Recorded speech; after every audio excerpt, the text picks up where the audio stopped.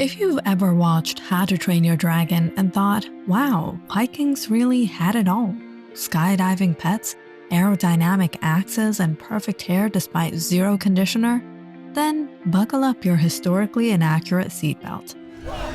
It's time to dissect this fire-breathing fantasy and see how it stacks up against real Viking history and Norse mythology. Spoiler alert, no actual Vikings rode dragons, but they did ride hard into battle, and yes, their boats were basically wooden missiles. First things first, dragons. The flying, purring, night vision-equipped creature, Toothless, may be cute enough to get his own spin-off therapy show, but sadly, historical dragons were a bit less cuddly and a lot more non-existent. Norse mythology did feature dragons like Nidhogger, who gnawed at the roots of Yggdrasil, the world tree, but these weren't trainable pets. They were more like fire-breathing metaphors for doom, so while Toothless might pass for a scaly service animal in Berk, the real Norse dragons were nightmare fuel, not Netflix binge companions. Another draconic legend, Fafnir, was originally a dwarf who turned into a dragon out of greed guarding his cursed treasure, and eventually slain by the hero Sigurd. This story reflects the classic Norse theme: dragons present hoarding, destruction, and inevitable doom. Not exactly the makings of a Saturday morning cartoon companion unless your idea of fun includes existential dread. Let's talk about Hiccup.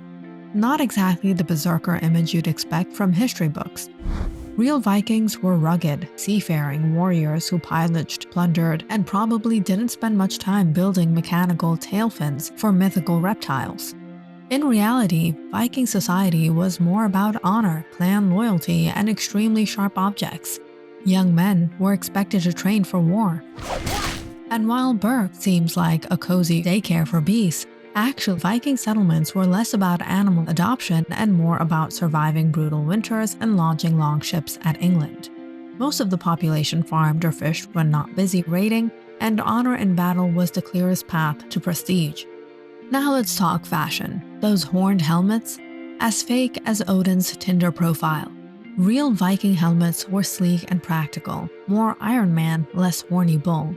The iconic horns actually came from 19th century romanticized art, not from archaeological digs. To their credit, the movie does showcase the Viking love for tattoos, braids, and aggressive accessorizing. The Norse mythological canon is a wild ride. There are frost giants, talking squirrels, world serpents, and gods with more drama than a high school cafeteria. But dragons? Sure, they appear, but not as pets or partners.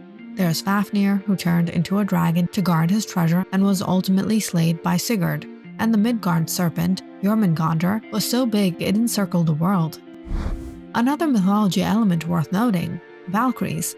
These fierce warrior maidens rode flying horses and chose who lived and died in battle. One could argue that Astrid shares Valkyrie-like traits, blood, loyal, and deadly with an axe. Let's marvel for a second at Hiccup's blacksmithing wizardry. Dude creates a mechanical tail for a dragon and an entire flight system using basic tools and zero Google. While the Vikings were fantastic shipbuilders and metallurgists, building prosthetics for flying lizards was definitely not in the curriculum. Inventions were largely practical. The high-tech dragon gear in the movie feels more 21st century engineering than 9th century Viking innovation. That said, a Viking would totally ride a dragon into battle if given the chance. One area where How to Train Your Dragon shines is the emotional depth of relationships. The father-son dynamic between Stoik and Hiccup captures a Vikingish theme of generational legacy and the tension between tradition and change. While no historical record mentions a chieftain's son defying tradition to bond with a dragon, the broader themes of honor, courage, and belonging are very Norse.